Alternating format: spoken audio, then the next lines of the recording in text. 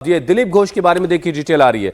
बंगाल में प्रदेश अध्यक्ष रहते हुए 2019 में बीजेपी को उन्होंने एक मजबूत उसके लिए जमीन तैयार की। आक्रामक बयानबाजी और टीएमसी के खिलाफ कड़े रुख के लिए वो जाने जाते रहे, पहचाने जाते रहे।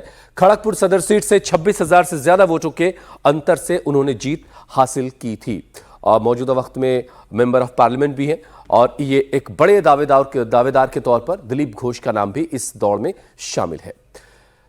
सामिक भट्टाचार्य जो इस वक्त पश्चिम बंगाल के बीजेपी के अध्यक्ष हैं, स्टेट प्रेसिडेंट हैं, उनका नाम भी इस दौड़ में है। शिक्षित उदार चेहरे के तौर पर वो पहचाने जाते हैं। अब देखिए बीजेपी का एक शालीन पढ़ा लिखा और एक उदार फेस उनका है। बूथ प्रबंधन और चुनावी रणनीति में माहिर माने जाते हैं और मौजूदा जो चुनाव जीता गया उन्हीं की अगुवाई में बंगाल में बीजेपी के विस्तार में एक बड़ी भूमिका उन्होंने निभाई है। पार्टी में पुराने और नए नेताओं के बीच सहमति बनाकर पार्टी को लेकर के वो आगे चले। आरएसएस की गहरी जड़ें और वैचारिक निष्ठा उनके साथ, ये भी प्लस पॉइंट है। 3 बार महासचिव रहे। 2014 में बीजेपी के पहले विधायकों में से एक वो भी शामिल रहे। सामिक भट्टाचार्य वो भी इस दौड़ में शामिल है। क्या उन्हें ये कमान दी जाएगी स्टेट की, मुख्यमंत्री की? टीवी और सिनेमा में खास तौर से महाभारत से घर घर में पहचानी गई रूपा गांगुली, ये चेहरा भी आप बखूबी जानते हैं।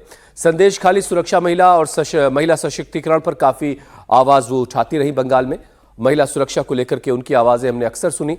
और अब इस वक्त बंगाल में एक बड़ी जीत के बाद बीजेपी की तरफ से रूपा गांगुली भी जो है वो दावेदार है मुख्यमंत्री पद की। सोनारपुर साउथ से टीएमसी की अरुंधति मैत्रा को उन्होंने हराया था।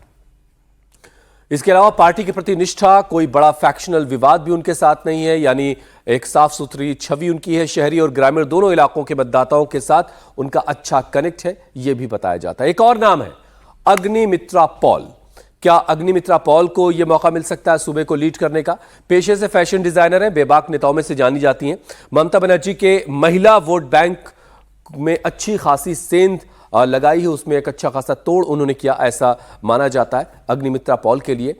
अब आसनसोल दक्षिण सीट से 40,000 वोटों से उन्होंने जीत हासिल की। 2021 में टीएमसी नेता सायनी घोष को हराकर पहली बार वो विधायक बनी थीं। 2026 में बंगाल बीजेपी के उपाध्यक्ष की जिम्मेदारी भी उन्होंने निभाई। एक आक्रामक बेबाक बयानबाजी के लिए वो जानी जाती हैं। क्या अग्निमित्रा पॉल को सूबे की यानी पश्चिम बंगाल के मुख्यमंत्री की जिम्मेदारी दी जाएगी?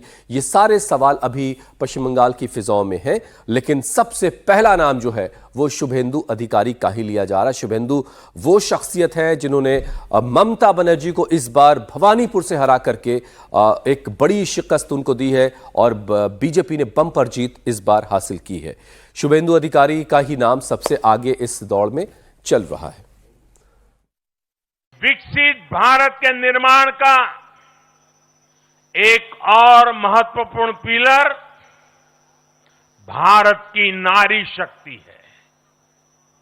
नारी शक्ति अब विकसित भारत के निर्माण में तेजी से आगे बढ़ रही है, लेकिन नारी शक्ति की इस रफ्तार को कांग्रेस और उसके सहयोगियों ने कुछ दिन पहले रोकने का काम किया है। इन नारी विरोधी दलों ने संसद में नारी शक्ति वंदन संशोधन को पास नहीं होने दिया और इसलिए मैंने कुछ दिन पहले कहा भी था कि महिलाओं के आरक्षण का विरोध करने वाले ऐसे दलों को महिलाओं का आक्रोश झेलना पड़ेगा। आज कांग्रेस, टीएमसी और डीएमके को बहनों बेटियों ने सजा दी है।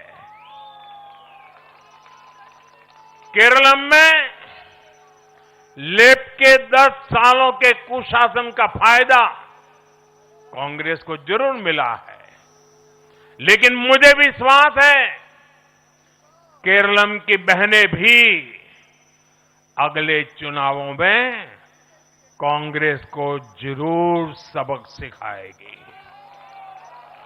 साथियों, जिस समाजवादी पार्टी ने संसद में महिला आरक्षण को रोका है, उसे भी यूपी की महिलाओं का आक्रोश सहना पड़ेगा।